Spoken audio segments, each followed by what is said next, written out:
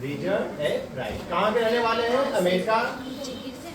इनका जन्म कब हुआ था? लिखवा दिए थे उस दिन 11 जून। अनुमान कैसे होता है? वैज्ञानिक कैसे बनते हैं वो? ठीक है, तो कुछ कीवर्ड्स हैं उनको पहले समझ लीजिए। पहला है बायोकेमिस्ट्री। उस दिन बताए थे कि बायोकेमिस्ट्री जिसमें बायोलॉजी और केमिस्ट्री का एक साथ मिश्रित स्टडी किया जाता है उसको बायोकेमिस्ट्री कहते हैं। मॉलिक्यूलर बायोलॉजी आणविक जीव विज्ञान। मॉलिक्यूलर में होता है आणविक, बायोलॉजी में जीव विज्ञान, जिस ये भी एक तरह से बायोकेमिस्ट्री का ही क्या है? पार्ट है। एंटेमोलॉजी कीट विज्ञान, वैसा शास्त्र, वैसा विज्ञान जिसमें हम कीटों के बारे में अध्ययन करते हैं। छोटे छोटे कीट, तितली हो गया, मच्छर हो गया, मक्खी हो गया, और भी बहुत सारे छोटे छोटे कीट होते हैं, तो इनका अध्ययन जिसके अंतर्गत हम करते हैं उसको क्या कहते हैं? एंटेमोलॉजी। कीट विज्ञान लिख सकते हैं, कीट विज्ञान। हाउ सेल वर्क, कोशिका कैसे काम करती है। ठीक है, कोशिका कैसे काम करती है। किंडरगार्टन एक वर्ड आया है, इसको हम बाद में बताएंगे, बता दें। और रीडिंग पेंसिल्वेनिया, रीडिंग पेंसिल्वेनिया जगह का नाम है। क्या है? Name of place. कौन सा प्लेस? जहां पे एवराइट का जन्म हुआ था। एवराइट का जन्म कहाँ हुआ है? Reading Pennsylvania. रीडिंग तुम्हारा इटखोरी हो गया, पेंसिल्वेनिया तुम्हारा चतरा हो गया। ठीक है, इस तरह से हम समझा रहे हैं। ये आपका प्रखंड है और ये आपका डिस्ट्रिक्ट है, रीडिंग पेंसिल्वेनिया। ठीक है, और scout of the year, scout last year हुआ था ट्रेनिंग स्कूल में की भागी थी ना, scout of the year.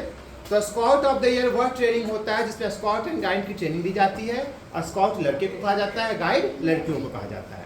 Year का मतलब एक साल में जिस बच्चे का स्काउट एंड गाइड में सबसे अच्छा परफॉर्मेंस होता है उसको स्काउट ऑफ द ईयर के प्राइज दिया जाता है। ठीक है, जैसे देखी होगी बहुत सारे पिक्चर टीवी पे अवार्ड्स आते रहते हैं, बेस्ट हीरो का अवार्ड, बेस्ट एक्ट्रेस का अवार्ड, बेस्ट सिंगर का अवार्ड। तो इस साल में सबसे अच्छा हीरो एक्टिंग कौन किया, इस साल में सबसे अच्छा गाना कौन गाया, इस साल में सबसे अच्छा एक्ट्रेस कौन रही, तो सबको movie award, best movie award. तो उसी प्रकार बेस्ट किसका है? स्काउट ऑफ द ईयर, सबसे अच्छे स्काउट इस स्कूल में कौन रहे उनको अवार्ड दिया जाता था। ठीक है, और एक चीज छोड़े तो वो क्या था? किंडरगार्टन। इसको समझ लीजिए क्या होता है किंडरगार्टन। किसको पता है? किंडरगार्टन को ही शॉर्ट में हम लोग कहते हैं KG, किंडरगार्टन। ठीक है, KG, हाँ, LKG, हाँ, तो किसी को पता है ये क्या होता है या क्या है ये? हाँ, देखिए आजकल सब बच्चा लोग देखिए करते हैं LKG है, UKG। ठीक है, तो किंडरगार्टन एक वैज्ञानिक थे। कौन थे? वैज्ञानिक थे। किंडरगार्टन मनोवैज्ञानिक, मनोवैज्ञानिक थे, साइकोलॉजिस्ट थे, और बच्चों के ऊपर ये कार्य करते थे। बच्चों को कैसे उनको पढ़ाना है, उनके मानसिक दिमाग को कैसे आगे बढ़ाना है, उनके अंदर कैसे प्रेरणा शक्ति को डालना है, बच्चे कैसे अच्छा करें, डेवलप करें, उनका विकास कैसे हो, उन पर ये क्या करते थे? रिसर्च करते थे। कौन? किंडरगार्टन। तो इनके पास बहुत सारे बच्चे पढ़ा करते थे, छोटे छोटे बच्चे। ठीक है, तो छोटे छोटे बच्चे और बड़े बड़े बच्चों का एक समूह बन गया। तो जो थोड़े बच्चे बड़े थे उनको क्या कर दिया? अपर, UKG। जो बच्चे बड़े थे उनको क्या कर दिया? UKG, अपर किंडरगार्टन। और जो बच्चे छोटे थे उनको LKG। तो किंडरगार्टन कौन थे? वैज्ञानिक थे, मनोवैज्ञानिक थे, बच्चों के ऊपर काम करते थे, बच्चों के डेवलपमेंट के लिए कार्य करते थे, पढ़ाया करते थे। और इन्हीं के नाम से जो कक्षाएं चली उन कक्षा को क्या कहते हैं? LKG। आज क्लियर हो गया LKG UKG क्या होता है?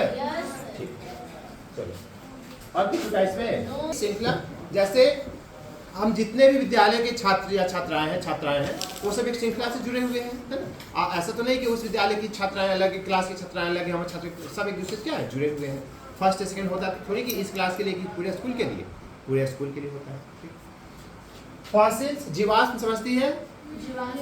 कोई भी जीवित पौधा हो या इंसान हो, किसी का भी शरीर हो, जब वो खत्म हो जाता है, डेट कर जाता है, जब उसको डेट होने के बाद जमीन के अंदर चला जाता है और बहुत दिनों के बाद क्या होता है? सड़ गल के जो पार्ट्स बचते हैं, डेड पार्ट्स जो बचते हैं मरने के बाद, वो सब क्या कहलाते हैं? जीवाश्म। उसी में क्या कहते हैं? फॉसिल। जैसे कार्बन किसका रूप है? कोयला किसका रूप है? कोयला जीवाश्म है ना, ये सब जीवाश्म। पेट्रोलियम किसका रूप है? जीवाश्म का रूप है। एस्ट्रोनॉमर, खगोल शास्त्री समझती हो?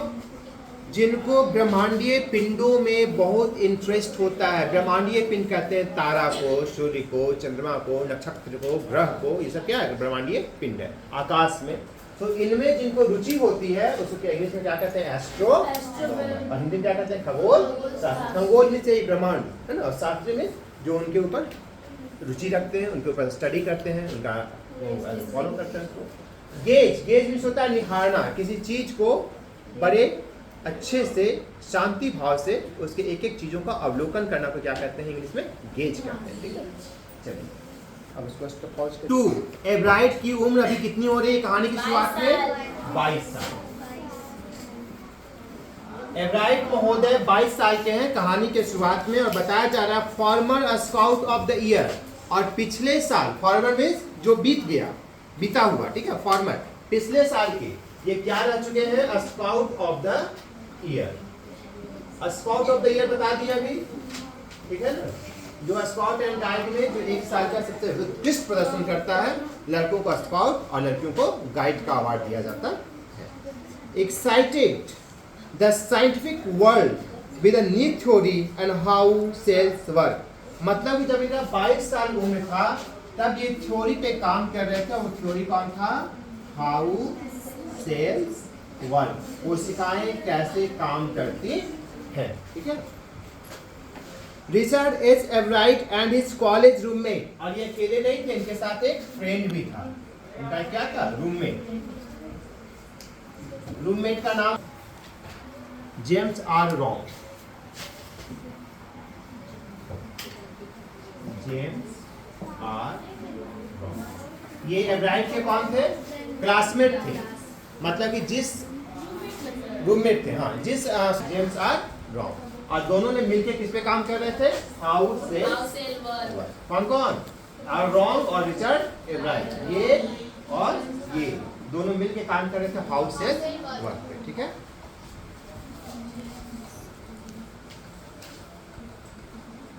Theory in an article in the proceeding of the national academy of science, इसको अंडरलाइन कर लीजिए, करते हैं। ठीक है, तो उस आर्टिकल में इनका जो ये proceeding of the national academy of science क्या है, मैगजीन है, और इसी में छपा था क्या चीज? हाउ सेल्स वर्क, एक आर्टिकल छपा था जिसको लिखने वाले कौन थे? Richard Everite and James R. यहाँ तक क्लियर है? एक आर्टिकल है, आर्टिकल का नाम क्या? How sales work. ये क्या है? आर्टिकल। जैसे मान लो ऐसे समझिए कि आपको हमने कल लास्ट सैटरडे को दिया था कि ऐसे लिखिएगा किस पे? लूनर इक्लिप्स पे। ठीक है, तो आपने लिखा, आपका लूनर इक्लिप्स पे जो ऐसे लिखा गया बहुत सुंदर मान लो कि लिखा गया। ठीक है, और उस लूनर इक्लिप्स को क्या हुआ कि एक पुस्तक जैसे बहुत सारी मैगजीन छपती है, तो उस मैगजीन में आपका इतना अच्छा लगा कि आपका वो ऐसे उस मैगजीन में छप गया, उस मैगजीन में छप गया। अंतरा कुमारी क्लास 10 PGHS लूनर इक्लिप्स पे आपका वो छप गया, तो आपको कितना खुशी होगा। तो इसी प्रकार एक ऐसा मैगजीन था, उस मैगजीन का क्या नाम है? Proceeding of national academy of science magazine है, और उसमें किसका छपा है? एवराइट का। कौन सा चीज लिखे थे? हाउ सेल्स वर्क, कोशिकाएं कैसे काम करती। पूरा बायोलॉजी के चैप्टर है। ठीक है, एक चैप्टर यहाँ फिनिश हो जाएगा सेल्स कोशिका, कोशिका चैप्टर आज कंप्लीट। मतलब the first time this important scientific journal had ever published the work of college student, यह पहली बार ऐसा घटना घटा था कि ये जो जर्नल था, ये वाला proceeding of national academy of science, ये इतना बड़ा जर्नल था, इतना महत्वपूर्ण जर्नल था कि छोटे छोटे लोगों का कोई छापता उठता नहीं था। इतना हाई लेवल का जर्नल था कि हाई स्कूल के बच्चा बच्ची को उसमें कुछ छपता उठता नहीं था। उसमें किसका छपता था? प्रोफेसर लोग का, साइंटिस्ट लोगों का, जो बहुत बड़े बड़े रिसर्चर थे, स्कॉलर लोग थे, उनका छपा करता था। लेकिन ये पहली बार ऐसा हुआ था कि इतने बड़े मैगजीन में, प्रोसीडिंग ऑफ दिस एकेडमी में, किसी कॉलेज में पढ़ने वाले बच्चे का आर्टिकल छापा गया। ये पहली बार हुआ था। इसका मतलब क्या है? वो आर्टिकल कितना खूबसूरत या कितना अच्छा रहा होगा, तभी उसको वहाँ जगह मिला। जहाँ प्रोफेसर और स्कॉलर लोग का जगह था, वहाँ वो कॉलेज का बच्चा आ गया। इसमें जो भी बच्चे ने बहुत जबरदस्त कुछ लिखा होगा, कुछ कुर्फाती लिखा होगा, धमाकेदार जुफानी लिखा होगा, in spots that would be like making a big leagues at the age of 15 and hitting a home run your first time a bat. For Richard Albright, it was the first in a long string of achievements in science and other fields, and it all started with butterflies. अब ये बहुत कुछ लिखा है, लेकिन आपको हम अपने भाषा में समझाते हैं इसका मतलब, है ना।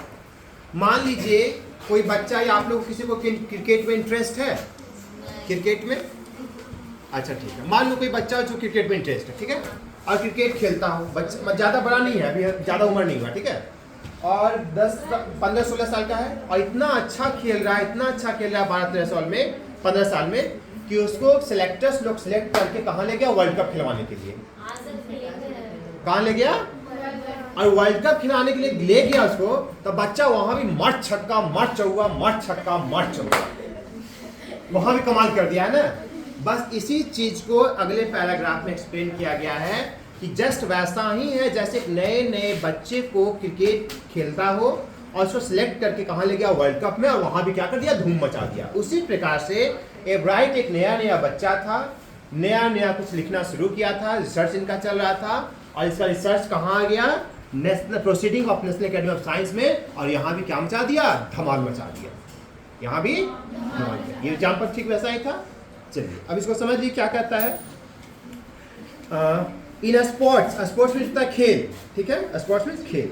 Would be like making a big league, big league means बड़े मैच, बिग लीग मीन्स बड़ा मैच। एक छोटा मैच होता है, क्या बड़ा मैच होता है, जैसे भारत श्रीलंका से खेला, भारत नेपाल से खेला, भारत अर्जेंटीना से खेल लिया, तो ये छोटा मैच। लेकिन जब वर्ल्ड कप का फॉर्मेट आता है तो क्या हो जाता है सर, बड़ा मैच हो जाता है। तो इस प्रकार से वैसे मैच के स्थिति में, और भी कितना उम्र था इनका, एज ऑफ 50, मात्र 15 साल, and hitting a home run, और वहाँ भी इन्होंने क्या किया, अपना खाता खोल दिया, फर्स्ट टाइम अ बैट, अपने बैट से। ये खेल बताया जा रहा है बेसबॉल के बारे में। बेसबॉल का नाम सुनी हो, नीचे देखो ये 4 लाइन जो छोटा सा इंक में लिखा है एकदम नीचे में, उसी में बेसबॉल पड़ेगा। बेसबॉल एक खेल होता है जो अमेरिका में खेला जाता है, ठीक है। Baseball is also a play game like sports like